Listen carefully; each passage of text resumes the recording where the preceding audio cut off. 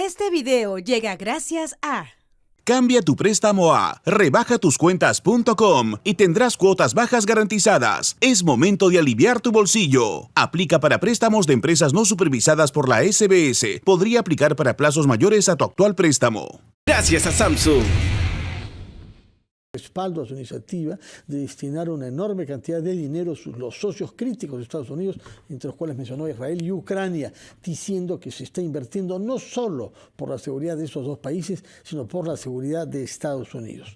Queremos conocer qué piensa sobre este discurso, sobre la visión que los Estados Unidos defiende de la crisis en el Medio Oriente, de un internacionalista como el doctor Oscar Vidarte, profesor en la Universidad Católica. Señor Vidarte, buenos días, bienvenido a RPP. Fernando, Mabel, un placer estar con ustedes. Díganos, por favor, cómo analiza el discurso que pronunció ayer, 15 minutos, el presidente de Estados Unidos, Joe Biden. Bueno, en términos generales, yo creo que el discurso del presidente de Estados Unidos, Joe Biden, lo que hace es define cuáles son las principales amenazas a la seguridad de Estados Unidos, porque él de alguna manera incluso habla de punto de inflexión y se refiere a dos temas fundamentales, Ucrania e Israel. Y Ucrania es probablemente uno de los principales temas de seguridad de Estados Unidos, no tanto por lo que implica Ucrania, sino por lo que implica el accionar de Rusia, la alianza que Rusia puede estar construyendo con China, esta división del mundo que Biden realiza entre países liberales e iliberales, y la competencia que está detrás hegemónica entre Estados Unidos y China. Por el lado de Israel, lo que vemos no solamente la estabilidad en Medio Oriente, sino también aspectos fundamentales en la política exterior de Estados Unidos en las últimas 2 décadas, como por ejemplo lucha contra el terrorismo, que ha sido a partir del 11 de septiembre del año 2001 una prioridad en materia de seguridad para Estados Unidos.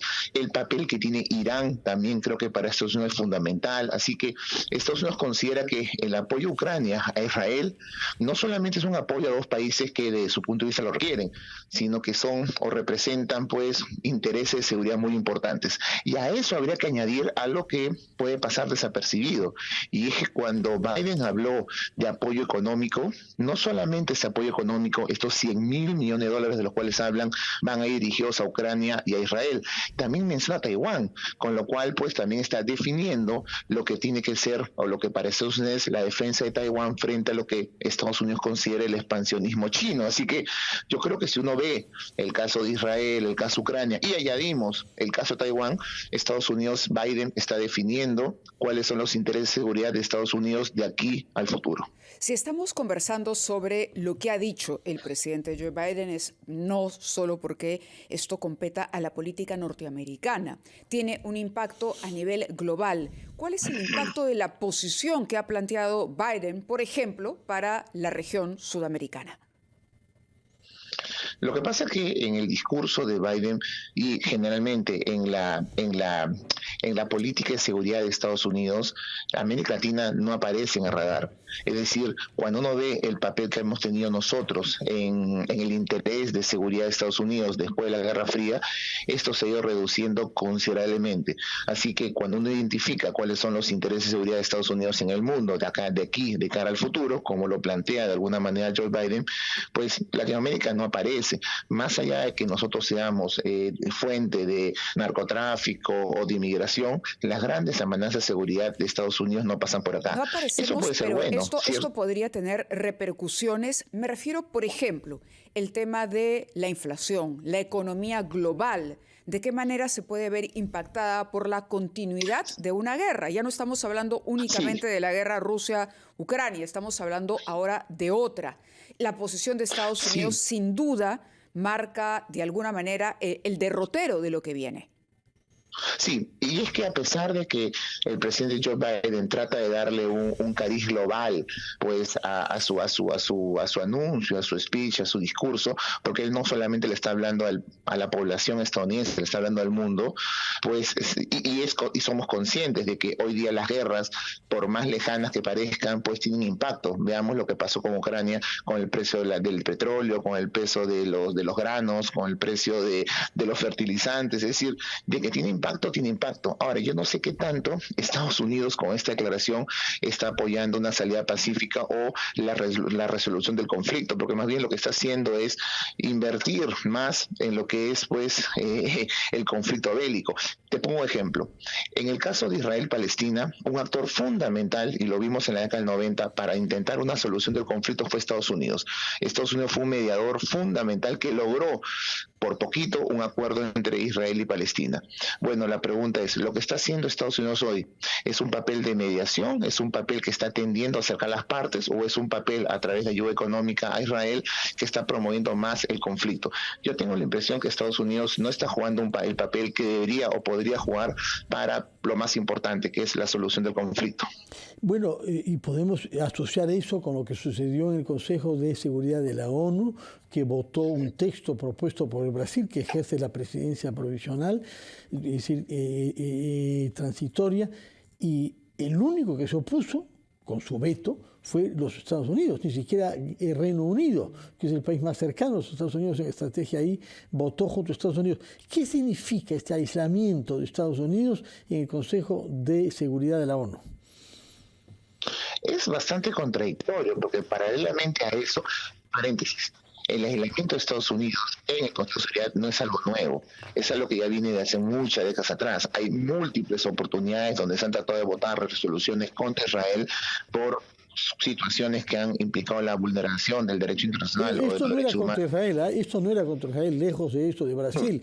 Lo que se pretendía es una tregua humanitaria, ¿no? Y reconocer derechos del pueblo palestino, de acuerdo al marco. A lo que voy es que en el contexto del conflicto palestino-israelí, a eso voy. Y de alguna otra manera, Estados Unidos siempre ha votado en función de los intereses de Israel, o casi siempre ha votado en función de los intereses de Israel. Así que no es, digamos, algo nuevo ver a un Estados Unidos completamente alineado a los intereses de Israel. Y como decía al inicio, es contradictorio, porque paralelamente a esto, a ese voto o ese veto de Estados Unidos, Biden se jacta de haber logrado un acuerdo con Israel para un acuerdo que permita de alguna manera la asistencia humanitaria en Gaza, no previo a lo que vendría a ser una ofensiva terrestre. Así que a mí me parece, por un lado, algo nada sorprendente lo que ha hecho Estados Unidos en el Consejo de Seguridad, siempre alineándose a los intereses de Israel, a lo que ya lo ha hecho siempre, pero además en este contexto es contradictorio, porque paralelamente a eso está negociando un acuerdo de asistencia humanitaria con Israel. Yo no entiendo cómo se va a poder llevar una asistencia humanitaria en un contexto donde las bombas y el conflicto continúe. De acuerdo. Permítanos ir a una pausa, después de la cual tenemos algunas otras preguntas.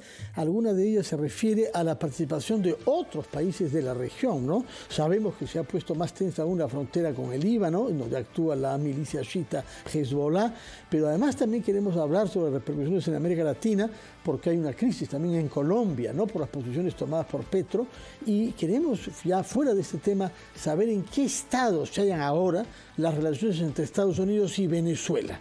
Nos contestará eso, señor Vidarte, después de una pausa.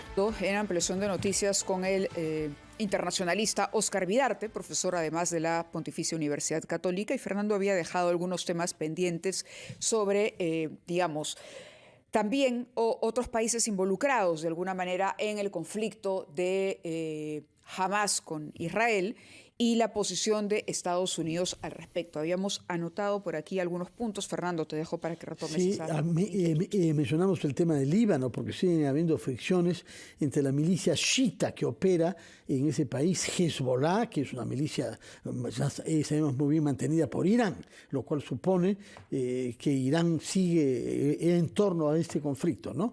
¿Qué nos puede decir sobre ese otro frente norte, la frontera con el Líbano, junto a Siria?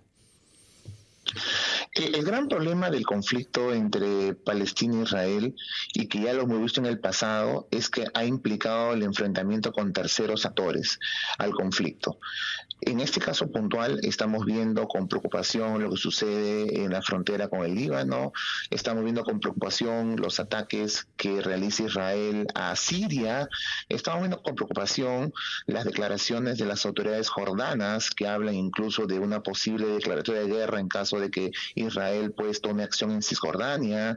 Estamos viendo el papel de Irán, que habla pues sobre una situación que puede escalar a otro nivel. Un boicot, es decir, por incluso eso, contra Israel, que incluye un embargo de petróleo, y por ahí apuntábamos exacto. nosotros. Es decir, ¿qué pasa si Irán toma una posición más activa en este conflicto? Recordemos lo que sucedió en la década del 70, luego de otro conflicto entre Israel y Palestina, pues los países productores de petróleo tomaron una acción que llevó al boicot de la venta de petróleo a los países que apoyaban a Israel, y eso generó el aumento de los precios del petróleo, que fue la gran crisis del petróleo del año 73, que se extendió durante toda la década del 70. Así que lo que tú dices, Mávila, no es una novedad, puede suceder. Ahora, por eso es fundamental, creo, la presencia de Biden y el viaje de Biden a Israel, porque de alguna manera ese respaldo lo que busca es decirle al resto de países que no se metan con Israel, porque Israel está aliado de Estados Unidos y obviamente ningún país se atrevería en esas circunstancias a enfrentarse a Israel. Por eso el viaje de Biden es tan importante. Yo creo que Biden está mirando una serie de factores, entre ellos pues la importancia de esta alianza para generar cierta estabilidad en Medio Oriente frente al caos que estamos viendo, y que todos los días está cada vez más yendo a una espiral mucho más peligrosa con las noticias que vemos en materia de muertos, de fallecidos, de ataques, etcétera. Díganos una palabra sobre Colombia, porque el presidente Petro, y no nos sorprende a los peruanos, tuvo frases desafortunadas, ¿no? Y incluso ofendió, ¿no?, al embajador israelí en su país, sí. Pero se han reunido después y parece que vamos a un apaciguamiento. Díganos qué es lo que pasó, por favor. Lo que sucede es que ahí hay que diferenciar dos cosas. Uno, el fondo, y el otro es la forma. Tú mismo lo has dicho. El fondo es básicamente un país como Colombia que reclama, que protesta frente a una situación claramente calamitosa, es decir, no solamente los ataques de Hamas son completamente cuestionables. Creo que la reacción de Israel es excesiva y Colombia tiene una posición muy dura contra Israel. Eso podríamos entenderlo. Es más, podríamos decir, ¿por qué no hay más países en el mundo que asumen una posición más dura contra Israel, así como lo han hecho contra Hamas? Así que en el fondo no hay tanta discusión, el problema es la forma. Y esta diplomacia, Fernando, por Twitter, que ya la recordamos de la época de Donald Trump, no funciona, ¿no? Y esta diplomacia en la cual tú insultas por Twitter, incluso el presidente Petro le dijo al embajador de Israel que se vaya del país, no tomando los canales diplomáticos adecuados, porque incluso para eso existen canales diplomáticos adecuados, ¿no? Utilizar el Twitter o las redes para desarrollar diplomacia al margen de los canales formales existentes no es pues lo más aconsejable, y ya lo hemos visto en otras ocasiones. En el caso de Petro con el Perú también hemos visto la utilización de las redes y eso malogra y distorsiona relaciones, a tal punto que, como tú bien dices, ayer se han reunido ya con los embajadores de Palestina y Israel separados, y parece haber llegado a ver existir algún tipo de humo blanco, a traer a cierta tranquilidad a esta situación, que no le conviene a Colombia, ¿no? Un país que tiene importantes vínculos con Estados Unidos, por ejemplo. Sí, yo creo que sí. Sí, perdona la interrupción. Lo que pasa, quería aprovechar estos últimos minutos o los últimos instantes que tenemos de entrevista para preguntar. El hecho de que Estados Unidos y Venezuela tengan acercamientos en este momento, ¿no?, que haya una mejora en estas relaciones que parecían imposibles hasta hace poco, ¿anticiparía, digamos, que en efecto Irán va a tener un papel protagónico en los días o semanas venideros? No tanto, porque acordémonos que el acercamiento de Estados Unidos a Venezuela no se da solamente en el contexto del conflicto entre Israel y Palestina, sino que estos acercamientos ya se vienen dando hace varias semanas, por no decir meses atrás, y lo que vemos ahora es resultado de los acuerdos del día martes. El día martes han llegado a un acuerdo la oposición venezolana con el gobierno venezolano para realizar elecciones el 2024 con ciertas condiciones que han sido aceptadas por ambas partes, y Estados Unidos está usando como justificación este acuerdo, que, como todos sabemos, entre la oposición venezolana y el gobierno han habido muchos acuerdos, la mayoría incumplidos, así que la verdad es que yo creo que es más que todo es una excusa de un interés que tiene Estados Unidos por buscar nuevos pues abastecedores de energía. Recordemos que los grandes abastecedores de energía como Irán, Rusia, Libia, han generado muchos problemas o dolor de cabeza a Estados Unidos en los últimos tiempos, así que el hecho de que Venezuela pueda entrar como un interesante abastecedor de energía para el mundo occidental y para Estados Unidos, que se ha reducido mucho en los últimos 15, 20 años, yo creo que puede ser interesante al margen de lo que sucede en Venezuela. Muchas gracias, Óscar Vidarte, internacionalista y profesor de la Universidad Católica, por sus explicaciones sobre temas que tienen que ver directamente con el Medio Oriente, algunos que repercuten en nuestra región, y finalmente el tema de la relación entre Venezuela y Estados Unidos, que nos conviene a nosotros seguir